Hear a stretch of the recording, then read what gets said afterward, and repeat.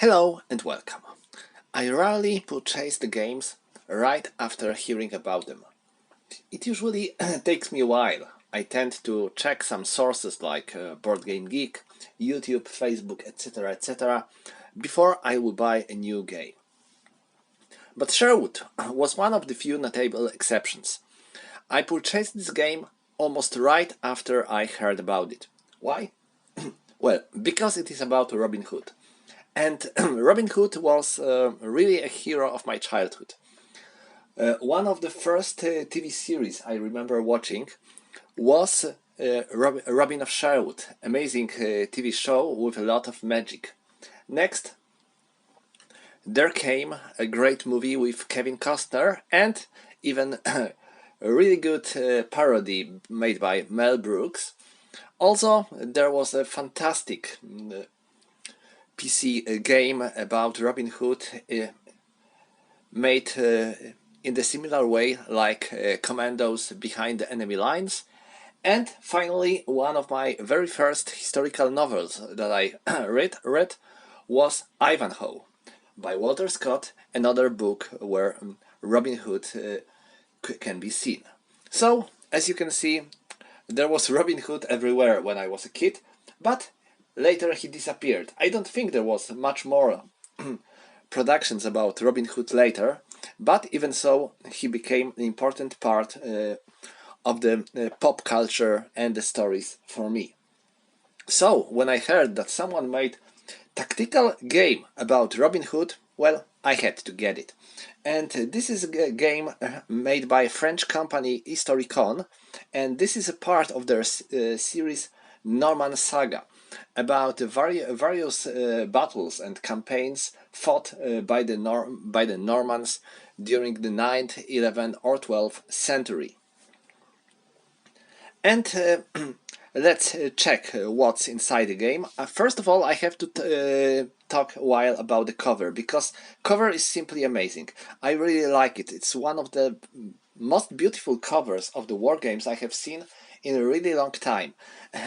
I guess you can already see it's dynamic, really nicely detailed. You can see that something is going on not only on the first plane but also somewhere deeper, and it gives me a feeling of 80s or even 70s, where they all made this cover in such a way that they look like a illustration or cover illustration for some historical novels. I really like it, and I think it's simply fabulous. On the other side, we get some basic informations about the game in both English and French, because the game was released by the French company and can be purchased in any of these languages. You have to notice and write that you want English version when you are purchasing this game.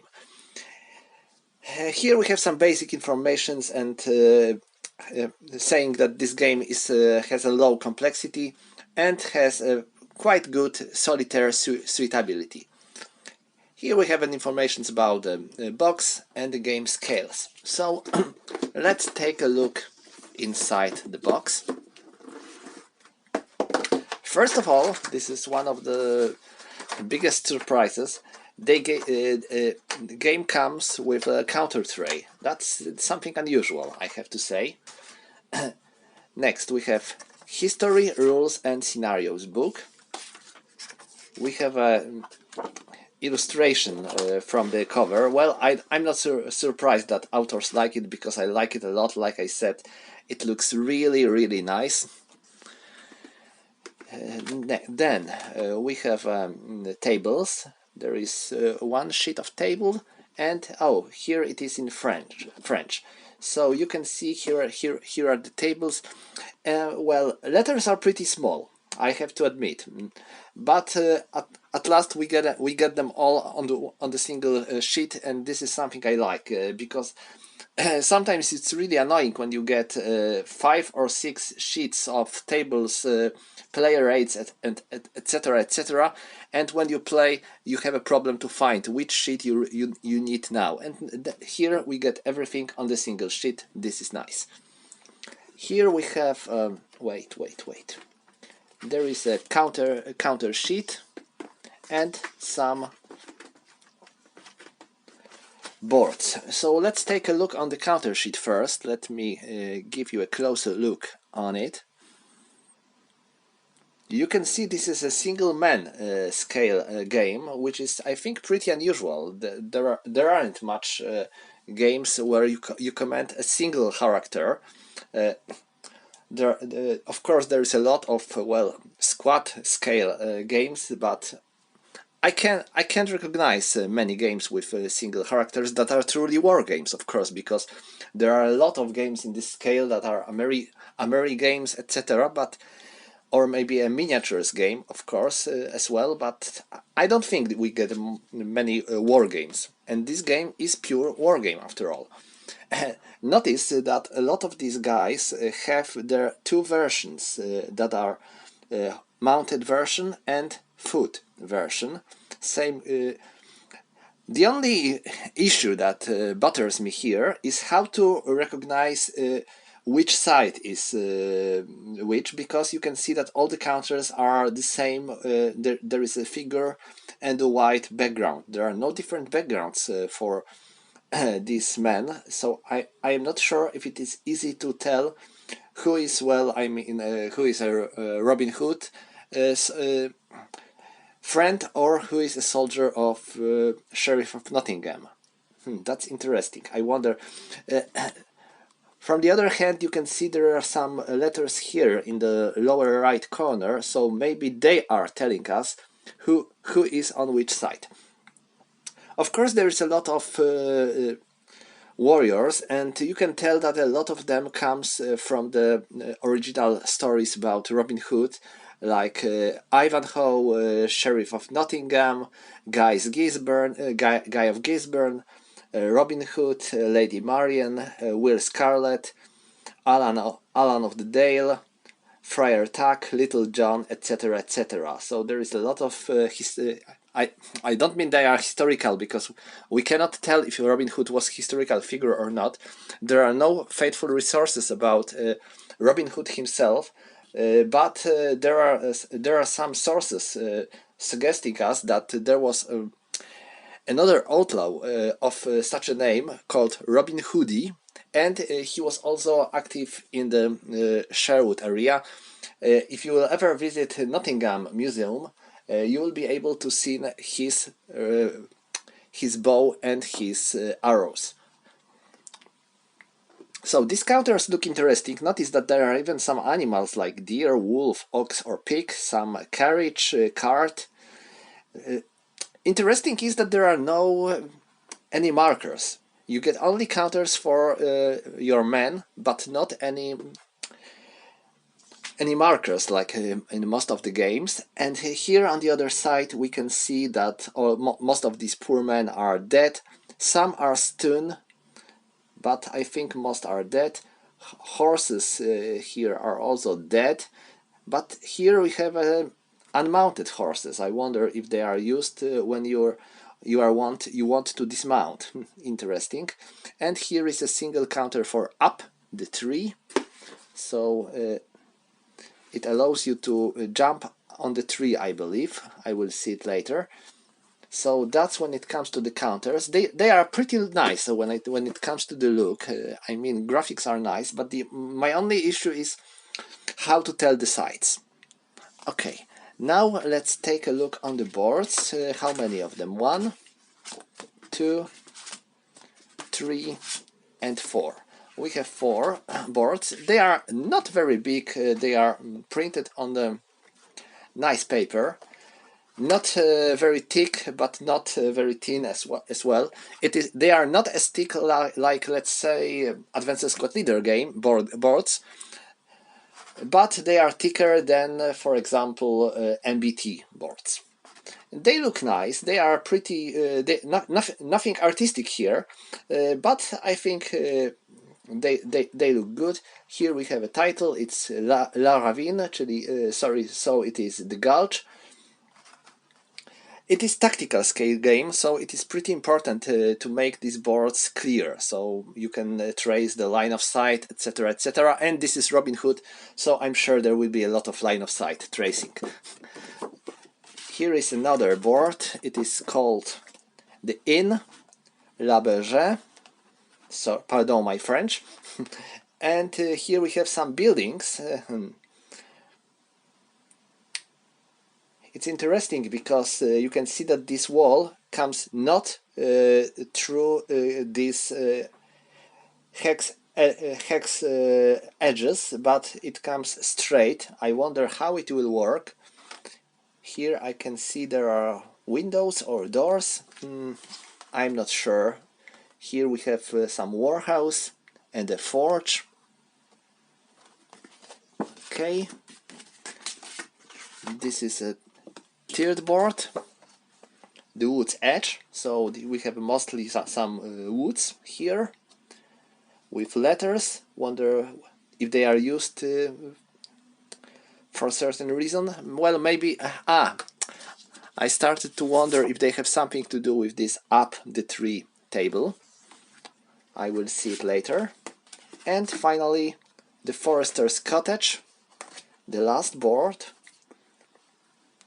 You can see that each board's edge is numbered. I wonder maybe if it is used when you want to link these boards together to create bigger boards for the certain scenarios. And next we have a rule book and scenario book, which is in the single book. So let's take a look at it. Here we have some introduction, and next we have a historical background. Well, I think everyone knows who is Robin Hood after all. And what is nice for those who are not familiar with Robin Hood's lore, you can see that every character has a short description who is who. So this might be useful. Like I said, here we have Ivanhoe.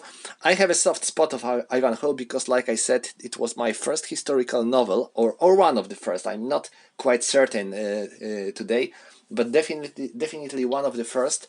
And when I was a bit older, I mean I was about 16 or 18, something like that, it was one of the first books I tried to read in English. Well, it was too hard for me. I needed some years to polish my English, and then I managed to read it properly. But when I tried to read it for the first time, I failed. Even so, I liked the story, and it was interesting, and despite the fact that it was sometimes quite fantastic, and you can tell that, for example, a lot of stories of Robin Hood depicts Richard the Lionheart as the great king, while it wasn't really true. He wasn't some really good king. I mean, he was a great warrior. That's true, but when it comes to the kings, he wasn't best king. His brother was actually worst person but better king. Okay, so let's take a look. So each of these characters is described along with some wolves, deer. Oh, we can find information that deer in the forest belong to the king and can be hunted. And next we have rules. There are initiation rules. These are highly simplified rules and designed for young gamers between age 8 and 12. So if you have a kid or you want to play with someone younger, you can find the rules. How long they are? Standard rules. Okay, so they are only 1 page long. So we are. This is, I think, enough to play the game 15 minutes after getting it from the box. Next we get the standard rules, and they are probably longer. Oh, so we know that the horse can be with rider, without rider, or dead, and each characters can be healthy, stunned, wounded, or killed. So there are 4 statuses for each character. And here we have rules. You can see there are some graphics, and that's what I like. Every example is in red, so you can tell which part is example and which part is the rules. And well, these are all. So the standard rules have 1, 2, 3, 4, 5 pages. Not much of them. I don't think this is a very complicated game, and that's good. You don't always you are not always wanting to play all these complicated war games with 40 pages of rules and 6 pages of tables. And here we have scenarios. So there are 8 scenarios of increasing difficulty for Sherwood, and additional scenarios, maps and counters from the other games in the Norman Saga will be available in the near future. So this game is a part of the Norman Saga series released by this company. So I think this can be joined with other games, and counters and boards can be used just like in the, for example, Advanced Squad Leader. Okay, I know that you can probably already tell that just like Robin Hood was a hero of my childhood days, that's how Advanced Squad Leader became a hero of my wargames history. Okay, so here we have a cheeky Alan and Dale character, where you when sheriff's men try to catch Alan. Here we have a wedding of Alan and Dale. Oh, interesting. Mildred is kidnapped and about to be married to some fat sergeant, and Robin and his men are trying to get her from the sheriff's hand. Here we have a saving Rebecca scenario. I think, this is, I missed it. There is an inspiration of each scenario telling us from which story of Robin Hood it was taken. And here we have a saving Rebecca, which is clearly taken from Ivanhoe, because Rebecca was the girl that Ivanhoe fell in love. And it was Walter Scott Ivanhoe is pretty notable because it made a picture of Robin Hood that was used very often in many of the later novels, stories, TV series, etc., along with Robin's famous skill of splitting enemy arrow. So you can tell that these first scenarios take only one board, and the other takes 3 boards. So they are getting bigger, and the number of units is bigger. And yeah, you can tell these are Normans and Ivanhoe and his friends the Saxons.